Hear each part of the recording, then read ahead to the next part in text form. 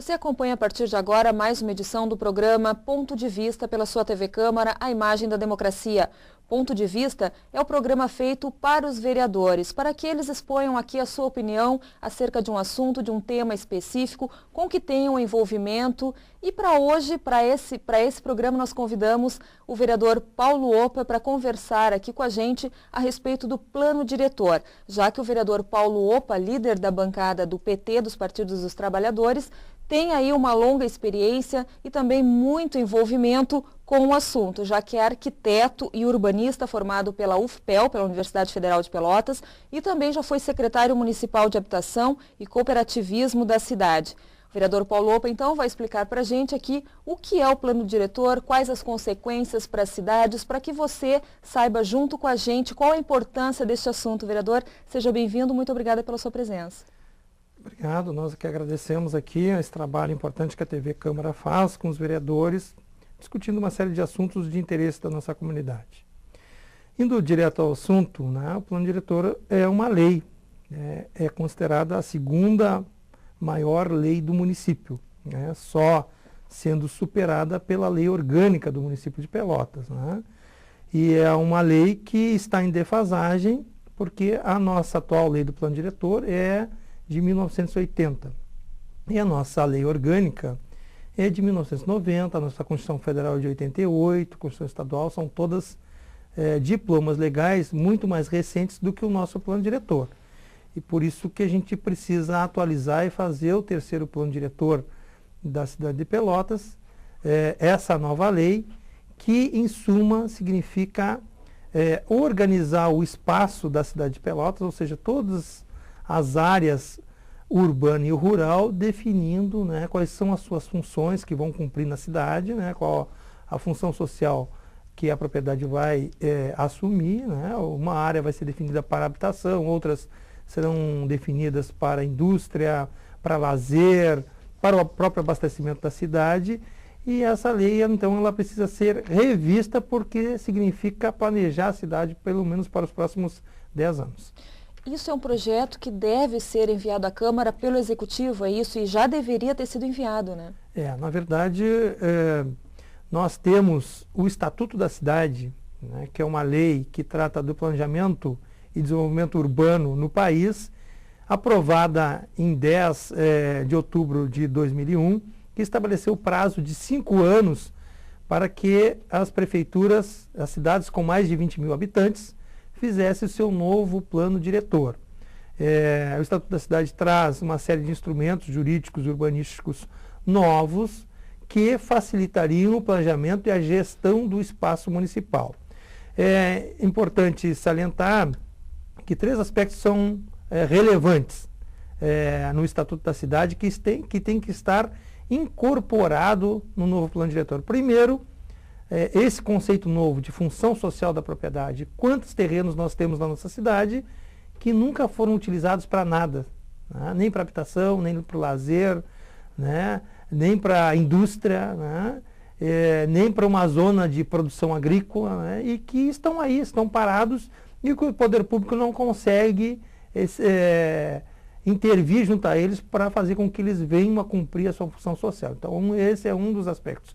O segundo aspecto que tem que trazer um novo plano diretor é a questão da gestão da cidade, ou seja, a participação da cidade. O futuro da cidade depende de todos aqueles que aqui moram e que devem, através da elaboração do plano diretor, participar nas suas reuniões, assembleias e definirem ali o que querem para a sua cidade, né? Nós temos que observar o que a gente tem de problemas, mas também de potencialidades e projetar o nosso futuro. A terceira questão que traz o Estatuto da Cidade, que deve estar contemplada no plano diretor, é garantia da habitação com qualidade, né?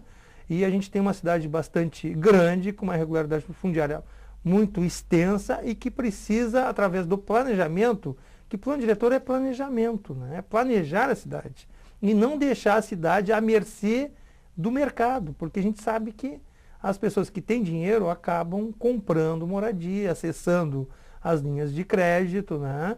Mas para a grande maioria da população que não tem recursos ou que tem poucos recursos, não existem imóveis de qualidade à disposição e o novo plano diretor deve trabalhar nessa direção. Como eu disse, o Estatuto da Cidade estabeleceu 5 anos, se encerrou no dia 10 de outubro de 2006, a cidade elaborou um novo plano diretor, o prefeito não enviou para a Câmara de Vereadores e, portanto, a cidade está se sentindo prejudicada por isso. Nós fizemos uma representação no Ministério Público, né, em nome da bancada do Partido dos Trabalhadores, em nome do partido, em nome do Sindicato da Alimentação, junto ao Ministério Público, para que ele possa fazer com que o prefeito mande o mais rápido possível esse projeto à Câmara de Vereadores, para que a gente possa votar, para que a gente possa discutir com a comunidade e apresentar um novo instrumento que nos dê condições, né, de fazer com que a gente supere os nossos problemas.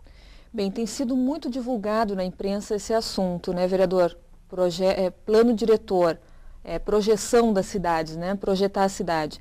Mas se fala muito também em reestruturação da cidade, em irregularidade fundiária, para que as pessoas entendam o que quer dizer irregularidade fundiária, o que significa isso? Quando a gente fala em regularização fundiária, fundiário vem de terra. E a gente tem que observar que a irregularidade fundiária ela começa primeiro pela questão da propriedade. E quando a gente fala em irregularidade fundiária, a questão da propriedade, muitas vezes a gente tem assentamentos humanos, pessoas morando, comunidades morando em áreas do município, em áreas do Estado, em áreas da União, em beiras de canal, em áreas privadas, né?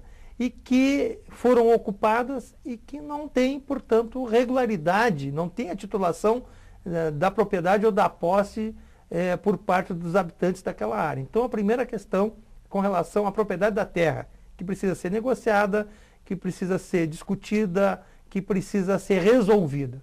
A segunda questão é com relação aos diplomas legais. Nós temos a Lei 6766, que é uma lei que estabelece parâmetros para tamanhos de lotes.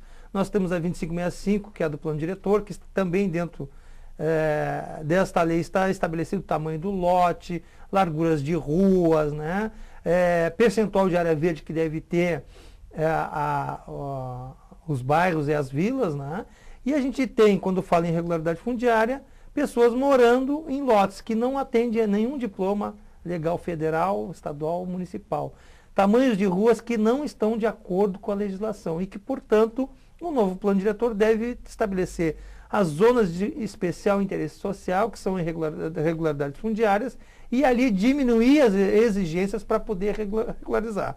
A terceira questão sobre irregularidade fundiária é com relação à falta de infraestrutura. Resolver o problema da terra, resolver o problema do instrumento legal, né? Ou seja, diminuiu exigências urbanísticas. É preciso, então, que tenha água, que tenha ruas, no mínimo, ensaibradas, que tenha a solução para a questão da drenagem pluvial, que tenha a solução para o esgoto, que tenha energia elétrica, ou seja, os serviços mínimos para se considerar uma área regularizada. Bem, também foi divulgado na imprensa que cerca de mais de 20 mil famílias residem em áreas ilegais, ou seja, 70% dos loteamentos são irregulares em Pelotas, mais ou menos esses números? Olha, Jane, quando a gente lança um dado desses, como o jornal lançou, a gente tem que ver qual é a base de dados que foi consultada para se fazer esse tipo de levantamento, né? Eu sou capaz de dizer, através de uma pesquisa que o IPO fez, o Instituto de Pesquisa de Opinião, de que 40% da nossa cidade, as pessoas moram em alguma área que tem algum tipo de irregularidade, né? E esse é um dado que não é único da cidade de Pelotas.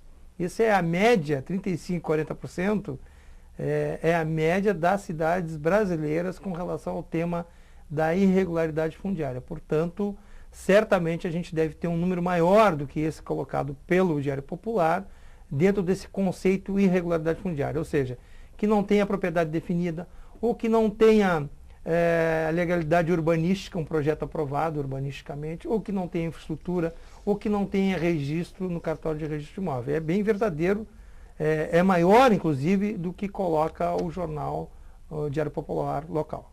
E essas pessoas que residem nessas áreas ilegais, elas não contribuem com o pagamento de IPTU, né? Na verdade, é o seguinte, uma coisa é a irregularidade fundiária